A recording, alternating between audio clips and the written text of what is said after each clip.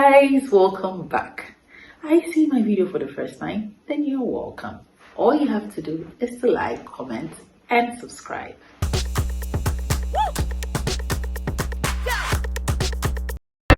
We don't only work to survive but also to thrive. Today I'm sharing my experiences on racism in the workplace with you. I'll do my best to put them in scenarios and also provide solutions at the end of the video. Okay, so if you happen to be in the minority in your workplace, then this is for you. Number one, know that you will always be made the problem. Yes. Why do I say so? Imagine you are in a room filled with 15 white people and 15 black people. If the white people decide to make jokes about the black people, that environment will be seen as a toxic environment, okay?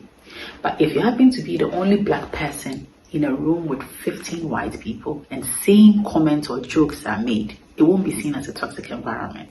Why? Because the instigators are together, they see their actions to be normal, and they're on the same page. So they rather turn the tables on you and make you look like you have a problem, you are too aggressive, you are too hostile, or you make everything about your race, okay? So instead of you being seen as the victim, they see you as the instigator. You know, we only consider racism when it's done in a blatant, overly hostile manner. So if the instigators are doing it in a subtle, passive-aggressive way, we don't see it as racism. Okay, so people only see your reactions and don't see their actions. Okay. Number two, be prepared for assumptions. Okay, they will always make assumptions about you, what you like and what you don't like. I remember a lady walked to me and asked me where I lived. So she was like, "Do you live around?" And I'm like, "Yeah." She's like, "Where?" So I told her where I lived and she said, "Really?" So in my head I'm like, why would I lie?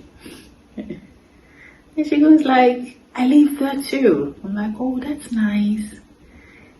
And she says, "Do you have a flatmate?"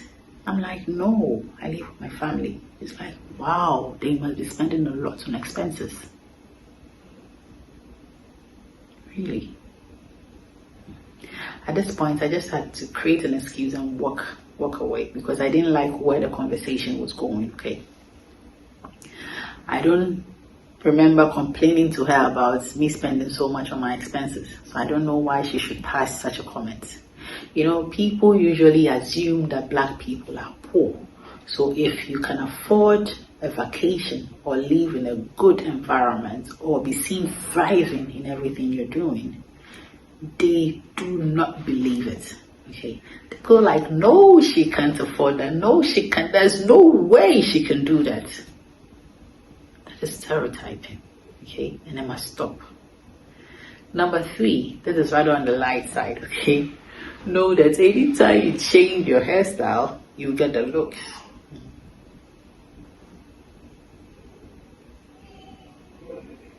Yeah. I remember when I first got the job, I was in something like this, so it was normal. But when I went to work with my natural hair, I got the looks.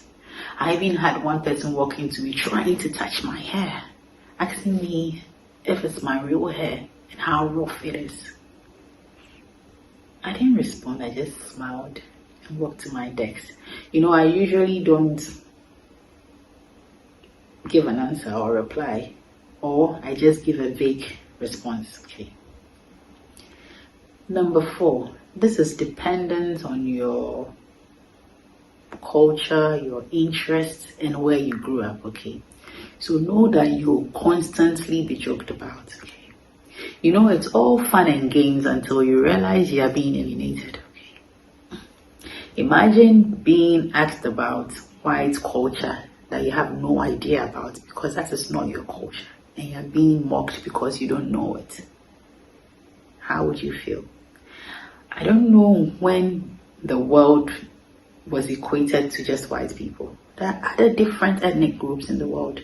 So we all don't have to know your culture. I don't have to know your music or your movies or your food and so on because you don't know mine. If I should mention Yvonne Nelson or Sarkodie or R2B's, Davido, Wizkid, Stoneboy, you may not know them, okay? But I'm not going to laugh at you because it is normal. We're coming from two different worlds, so it should be normal. So I don't see why you should look at me like I'm coming from a stone age if I don't know much about you, okay?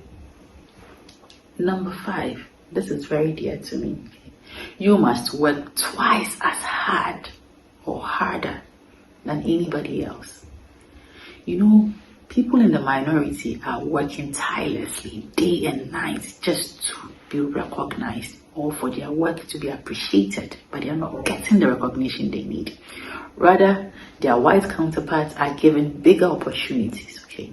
So you need to talk about your achievements, you need to advocate for yourself, okay? Constantly make them aware that you are capable, you are competent enough, and also you are working hard, if not even harder than they are working, so that you get the respect and the recognition you need. These are some of the ways they discriminate against you in the workplace. I deal with this situation by being very formal with them, okay, to avoid being asked unnecessary questions. Also, I try to be myself as much as possible because I don't want to fit in. I want to stand out. I was not created to fit in, but to stand out, okay? I reply with vague answers or not respond at all, okay? And I also ignore them if the need be. So these are how I cope or manage the situation, okay? If you have other coping mechanisms, please share with me in the comment section. Let me learn because I'm still learning, okay? Thank you so much for watching. Once again, please like, comment, subscribe, and share. Bye.